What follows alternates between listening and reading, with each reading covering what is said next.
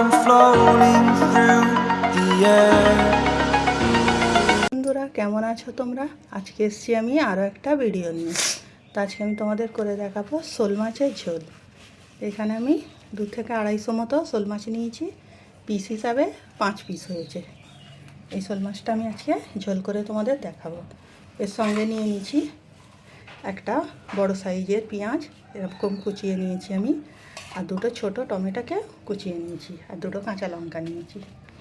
চলো এখন আমি মাছটায় মশলা মাখাবো। এর মধ্যে মাছের মধ্যে দিয়ে দিচ্ছি আমি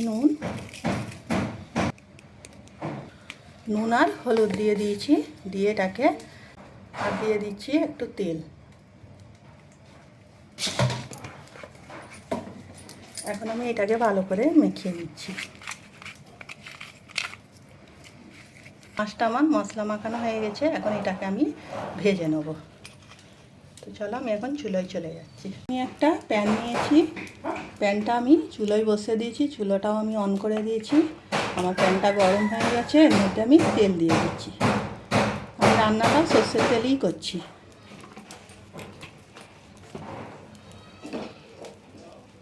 একটু তেলটাকে নাড়িয়ে নিচ্ছি।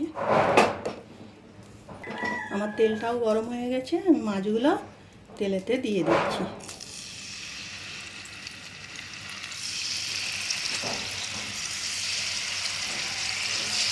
আমি মাছগুলোকে ভালো করে ভেজে নিচ্ছি।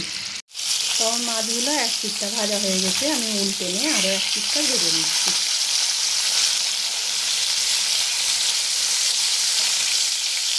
বেশি কড়া করে ভাজবো না, হালকা করেই ভাজবো।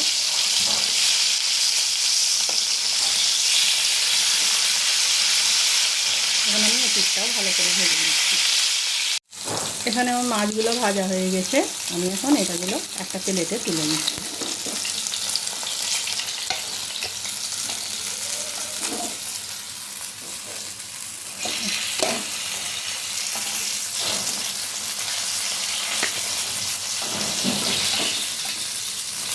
এদিকে তা আমি চুলায় একটা অন্য কড়া দিয়েছি, আর যে মাছ ভাজার তেলটা আমি এর মধ্যে দিয়ে দিচ্ছি। এখানে আমি আরও একটু তেল দিচ্ছি। এখানে আমি অল্প করে একটু কালো জিরে দিচ্ছি, দিয়ে দিচ্ছি একটা তেজপাতা। এটাকে একটু নাড়াচাড়া করে দিচ্ছি। তেলটা আমার গরম হয়ে গেছে, কুচিয়ে রাখা পেঁয়াজটা দিয়ে দিচ্ছি। এখন আমি এটাকে তেলের সঙ্গে ভালো করে ভেজে নিচ্ছি পেঁয়াজটা।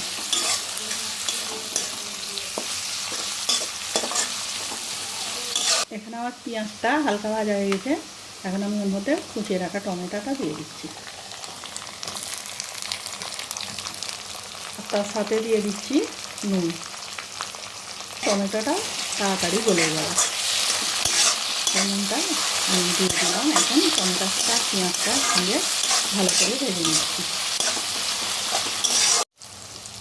এখানে আমার টমেটোটা আর পেঁয়াজটা ভাজা হয়ে গেছে, দেখতেই পাচ্ছ টমেটোটা গলে গেছে। এখন আমি এর মধ্যে কিছু মশলা দিয়ে দেবো।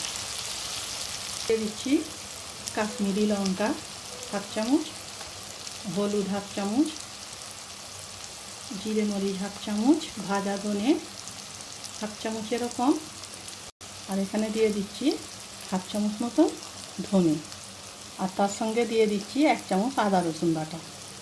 এখন এগুলোকে টমেটো আর পেঁয়াজের সঙ্গে ভালো করে মিশিয়ে নিচ্ছি।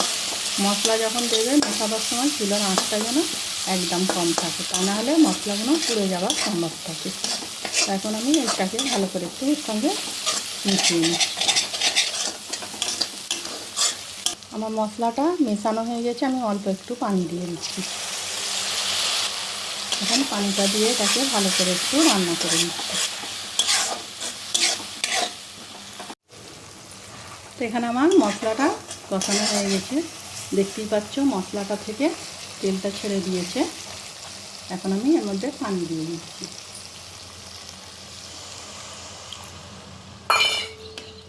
এটাকে ভালো করে একটু নাড়াচাড়া করে নিচ্ছি।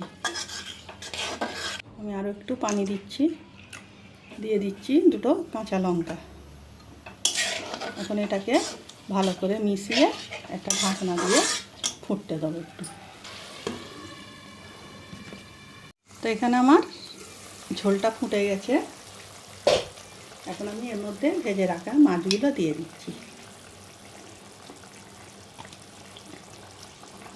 আর হ্যাঁ, আমি তো মাছগুলো কোথা থেকে পেয়েছি সেটাই তোমাদের বলা হয়নি। আমার পাশের বাড়ির এক দিদি তার পুকুরে ধরেছিল একটা মাছ, সে অর্ধেকটা নিয়েছে, আমাকে কিছুটা তাই থেকে দিয়েছে। তাই আমি সেটা কি তোমাদের সামনে একটা রেসিপি হিসাবে তুলে ধরলাম। তা আমার এখন তরকারির ঝোলটা কমে গেলে আমি তারপর তোমাদের দেখাচ্ছি। রান্নাটা হয়ে গেছে, আমি তোমাদের ঢাকনাটা খুলে দেখাচ্ছি। দেখো আমার ঝোলটাও কমে গেছে। এখন আমি চুলাটা অফ করে এটা 2 মিনিট রেস্টে রেখে দিই। ঢাকনাটা দিয়ে 2 মিনিট রেস্টে রেখে দিচ্ছি। তো আমার রান্নাটা কমপ্লিট হয়ে গেছে। এখন আমি এটাকে প্লেটের মধ্যে তুলে দেখাচ্ছি।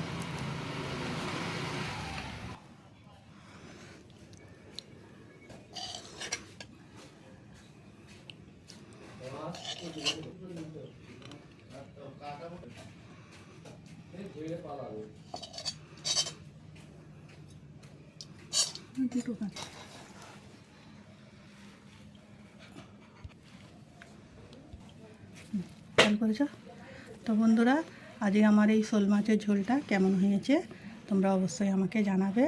আর আমার ভিডিওটা পুরো দেখবে, চ্যানেলটাকে সাবস্ক্রাইব করবে, লাইক দেবে, শেয়ার করবে, কমেন্ট করে জানাবে আজকের রেসিপিটা কেমন হয়েছে। তোমরা শোল মাছের ঝোল কে কে খেয়েছো। তো আজকের ভিডিও আমার এইটুকু। আগামী দিন আসবো আরও একটা ভিডিও নিয়ে। ভালো থাকবে, সাবধানে থাকবে।